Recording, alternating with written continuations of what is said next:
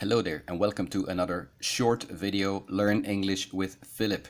Today I'm going to try to explain the difference between two very similar words. They even have a similar pronunciation.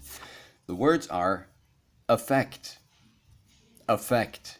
Yeah, Americans basically use the same pronunciation for both words, whereas British pronunciation might be a little bit more like effect and affect. Now, what do you need to know about these words, apart from the very similar pronunciation and the very similar meaning, actually identical meaning? Well, the first one, effect, is a noun, whereas the second one, affect, is a verb. So make sure to use them correctly. How do you know? Well, look at your sentence or think about the sentence you're about to write and try to imagine if you want to use this word as a noun or a verb. I'll have two examples for you. If you think, for example, about climate change, you could say something like this.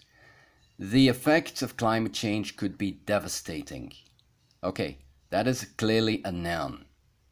The effects of climate change could be devastating.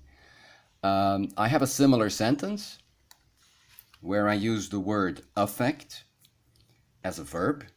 Climate change will affect people in coastal areas most. By the way, the word devastating means terrible, cause a lot of damage, whereas coastal areas, do you know what they are? Coastal areas are low-lying areas near the sea, near the ocean. So if you think that climate change will warm up the climate, that might lead to the melting of polar caps. Now, all that ice, especially Antarctica, if that melts, that will create a rise in sea levels, and that will affect people who live in very low-lying areas. It makes sense.